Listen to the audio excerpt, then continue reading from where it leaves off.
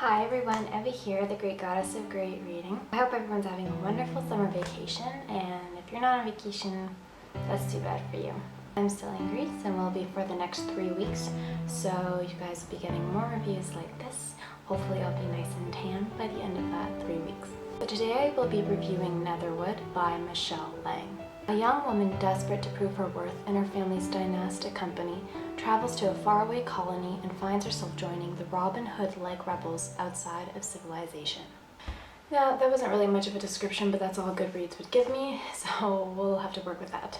So this book was kind of a dystopian, post-apocalyptic. I'm not really sure, to be honest.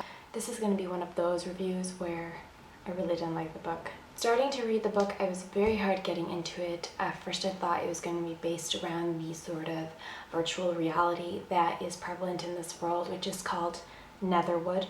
But it seemed later on as you read the book that it wasn't going to be anything about that. I was kind of wondering why the book was called Netherwood if we were rarely in the virtual reality that is known as Netherwood in this world.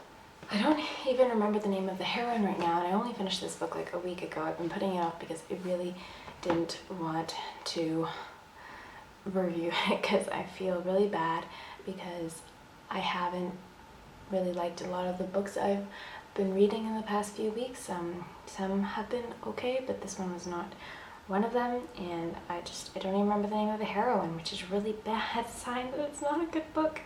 What's her name? I don't even remember her name.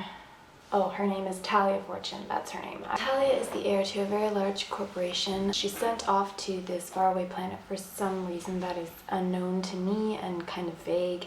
She's supposed to be kind of solving a crime, I think, because she's a sheriff, but there's something wrong with the grid or something. Honestly, the beginning half of that book was very vague and I couldn't really understand what was going on. At the end of the book, the action was a little more intriguing, so it was easier to read. And the romance between Talia and Agent Kovner is his name. That was kind of interesting, but it wasn't an amazing romance. So unfortunately, the only thing I really had to look forward to was the action, and most of the time that isn't a big selling point for me in books. But at least in this one, it was okay near the end and kind of made me like, okay, let's wrap it up, let's go, I'm almost there. Again, I won't get into too much detail with the book in terms of it being bad. It was very vague and the characters weren't completely fleshed out. They seemed like they said things at one point that their character wouldn't say at other points. And the world to me wasn't very well sort of laid out for me to picture in my mind, so I had a really hard time with that as well. So unfortunately this book was not for me, but if you guys do want to pick up Netherwood by Michele, it is available.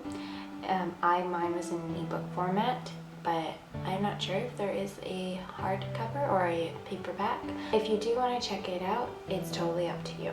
If you guys have read Netherwood by Michele and you agree or disagree with what I'm saying about it, please let me know in the comments below. My Twitter and bio are once again linked in my description below.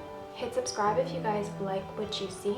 I'll see you guys again real soon with a new review, and I can tell you right now that I enjoyed the next book that I am about to review. I'm Evie, the Greek Goddess of Great Reading, and until next time guys, keep reading.